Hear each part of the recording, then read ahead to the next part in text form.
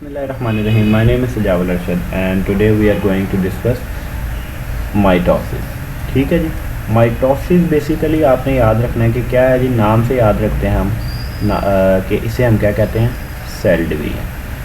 ठीक है, cell division अब क्या है, बच्चे जो हैं इसे कंफ्यूज कर देते हैं मियोसिस के साथ। माइटोसिस में अगर एक सेल है मेरे पास और उसमें 46 क्रोमोसोम्स हैं, तो जो दो नए बनने वाले सेल होंगे उनमें भी क्रोमोसोम नंबर जो हैं वो क्या होंगे, पेरेंट की तरह 46 ही होंगे। ठीक है, इन्हें हम क्या कहेंगे, डॉटर सेल्स। क्या कहेंगे जी, डॉटर सेल्स। ठीक है, ये बात आपने याद रखनी है। लेकिन मियोसिस में क्या होता है, मियोसिस में अगर एक सेल है उसमें 46 क्रोमोसोम्स हैं तो वो 4 सेल्स बनाता है, 23, यानी हाफ नंबर ऑफ क्रोमोसोम्स रह जाते हैं मियोसिस में, 23। ये किसकी मैं बात कर रहा हूँ, मियोसिस की।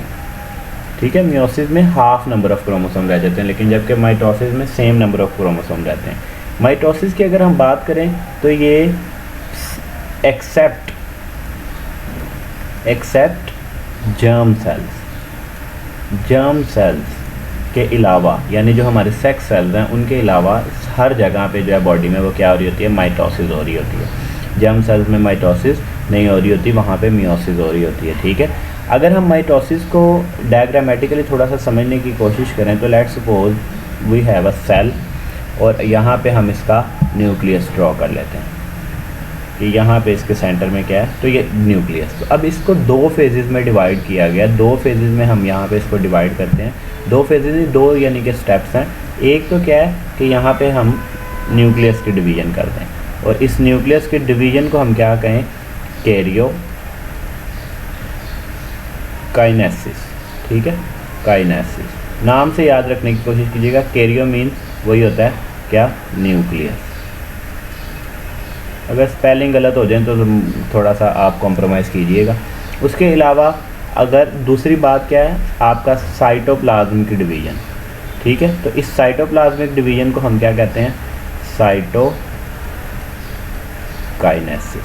ठीक है, साइटोकाइनेसिस कहते हैं इसे हम।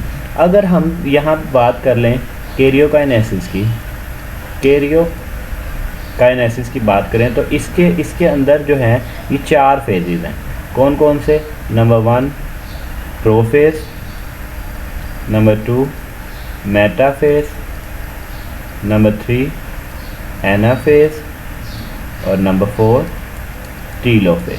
ठीक है जी, ये 4 किस्म के फेजेस हैं किसमें, आपके कैरियोकाइनेसिस में, prophase, metaphase, anaphase and telophase जी। तो यहाँ पे अगर हम कैरियोकाइनेसिस की बात करें तो लेट्स सपोज ये हमारे पास एक सेल है जी।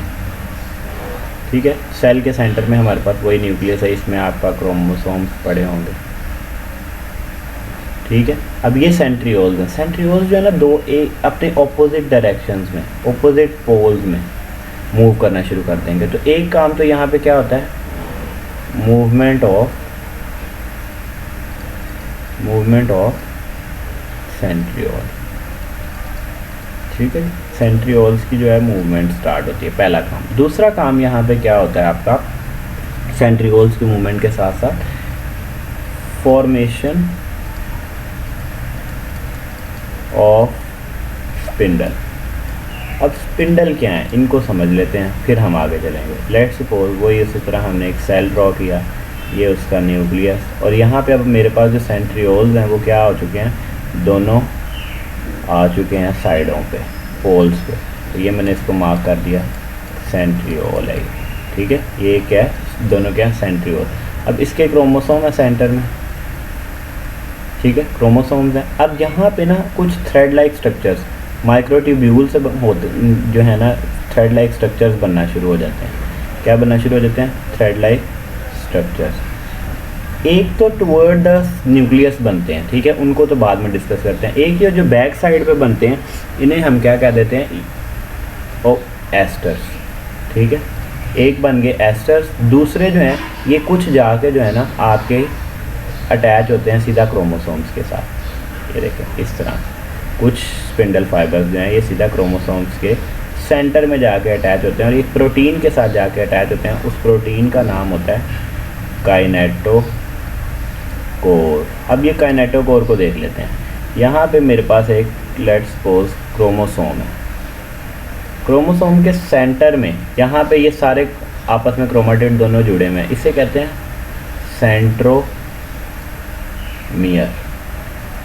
सेंट्रोमियर। और इसमें एक प्रोटीन होती है जिसे हम क्या कहते हैं, काइनेटोकोर प्रोटीन। और काइनेटोकोर पे जाके ये क्या अटैच होते हैं, स्पिंडल फाइबर्स। ठीक है जी।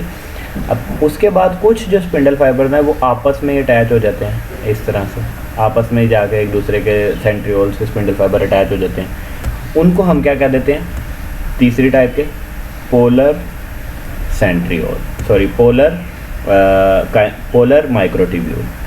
माइक्रोट्यूब्यूल। ठीक है, पोलर माइक्रोट्यूब्यूल्स कह देते हैं। अब हम इसके फेज जी, now we are going to start our first phase, prophase. तो प्रोफेज में हम इसको पॉइंट्स की शक्ल में डिस्कस करेंगे, याद रखिएगा। ये एक प्रोफेज में हमारे पास सेल है और ये सेंटर में उसका क्या आ गया, न्यूक्लियस। न्यूक्लियस में जो आपने याद रखना है कि जो क्रोमोसोम्स हैं, क्रोमोसोम जो हैं ये विजिबल होते हैं, ओनली विजिबल कब होते हैं, विजिबल ओनली विजिबल ड्यूरिंग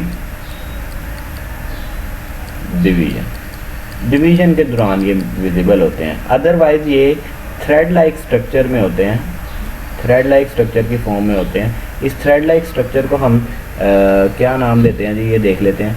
इसको हम नाम देते हैं क्रोमाटिन। ठीक है, क्या नाम देते हैं इसे, क्रोमाटिन मटेरियल का। तो सबसे पहला जो स्टेप है प्रोफेज का, वो आपने पहला स्टेप जो है इसका वो क्या है कि कंडेंसेशन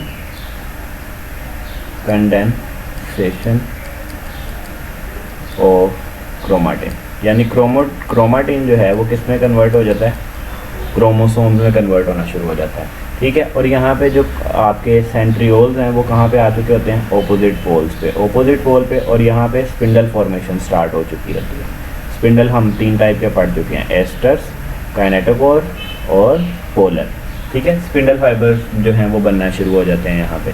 उसके बाद क्या होता है, एक और चीज़ आपने याद रखनी है यहाँ पे, उसका भी हम पॉइंट बना लेंगे तो आपको याद रहेगा कि ये जो डिसइंटीग्रेट होना शुरू हो जाता है आपका न्यूक्लियर इन्वेलप क्या हो रहा है यहाँ पे, ये देखें इस तरह जैसे मीटर है, तो इस तरह स्टार्ट में जो है डिसइंटीग्रेट होना शुरू हो जाएगा और at the end of prophase ये पूरा का पूरा गायब हो जाएगा और जो आपका न्यूक्लियोप्लाज्म था वो साइटोप्लाज्म में मिल जाएगा। जो न्यूक्लियस का मटेरियल था सारा वो साइटोप्लाज्म में ऐड हो जाएगा।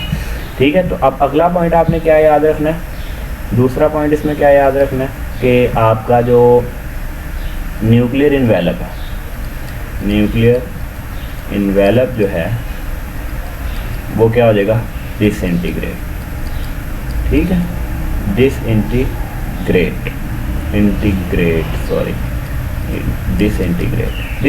हो जाएगा। अब यहाँ पे हम दूसरे फेज़ की बात कर लेते हैं कि मेटाफेज़ में क्या होता है, बड़ा ही आसान है। अब तो मेटाफेज़ में क्या होगा, ये आपका सेल है, तो ये जो क्रोमोसोम्स हैं आपके इस सेल के इक्वेटोरियल पोजीशन में यानी सेंटर में आके अरेंज हो जाएंगे ऐसे। ये देखें, ये सेंटर में आपके अरेंज हो जाएंगे और उसी तरह सेंट्रियोल्स और ये जो स्पिंडल फाइबर्स हैं ये आपके सीधा काइनेटोकोर पे जाके अटैच हो जाएंगे। ठीक है, स्पिंडल फाइबर्स कहाँ पे अटैच हो गए, काइनेटोकोर पे, और कुछ स्पिंडल फाइबर आपस में अटैच हो गए। ठीक है, ये आपका हो गया मेटाफेज। अब ये जो एक इक्वेटोरियल सी पोजीशन बन गई, एक प्लेट सी बन गई है, इस पोजीशन को जिसमें कि ये एक प्लेट नुमा एक स्ट्रेट स्ट्रक्चर बना देते हैं क्रोमोसोम, इसे कह देते हैं मेटाफेज। गैस करें क्या, मेटाफेज प्लेट। ठीक है, मेटाफेज प्लेट इसे कह देते हैं। इसके बाद जो तीसरा फेज़ हमारे पास आता है मेटाफेज प्लेट के बाद बनने के बाद जो तीसरा फेज़ आता है वो आता है जी एनाफेज। ठीक है, क्या आता है जी, एनाफेज। अब एनाफेज में क्या होगा, हमने देखा है अभी तक कि एक सेल है, सेंटर में अलाइन हो चुके हैं क्रोमोसोम्स,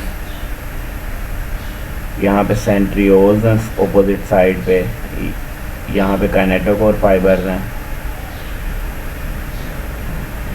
यहाँ पे इसके ईस्टर्स हैं।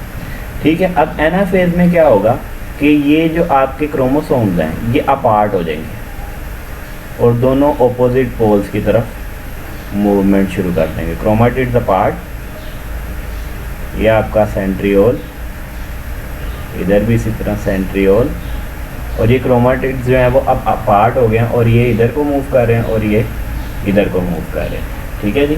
यहाँ पे यानी कि यहाँ पे क्या होगी, क्रोमोसोम्स जो हैं क्रोमाटिड्स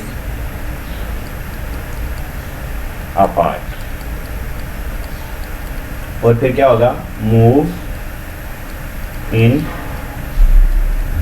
ऑपोजिट डायरेक्शन। ठीक है, ऑपोजिट डायरेक्शन में ये मूव करना शुरू कर देंगे। इसके बाद लास्ट फेज जो आ जाता है वो आप कौन सा फेज आता है जी, उसके बाद आ जाता है जी टीलोफेज। टीलोफेज में क्या होगा, टीलोफेज में आपने याद रखना कि आपका ये जो अब क्रोमाटिड्स अपार्ट हुए थे, इक्वली डिस्ट्रीब्यूट हो गए थे, साइटोप्लाज्म सॉरी ये अब यहाँ पे न्यूक्लियर इन्वेलप बनना शुरू हो जाएगा इसके इर्द गिर्द ऐसे।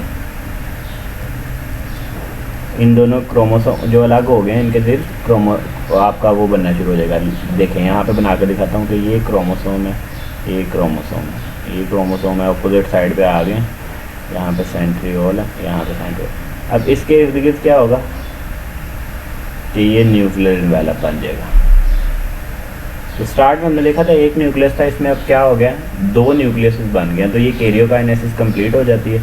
ठीक है, साइटोकाइनेसिस में क्या होगा कि कुछ गोल्जी बॉडीज़ जो हैं वो सेंटर में आके आपके सेल के सेंटर में इक्वली डिस्ट्रीब्यूट कर देंगी सेल को, और यहाँ पे एक ऐसे लेयर बना देंगी, और इससे क्या होगा कि दो सेल्स बन जाएंगे। ठीक है, तो ये आपका माइटोसिस का टॉपिक कंप्लीट है। आई नो फर्स्ट टाइम था पेन टैप पे, इंशाल्लाह with the passage of time drawing को अच्छा करूँगा।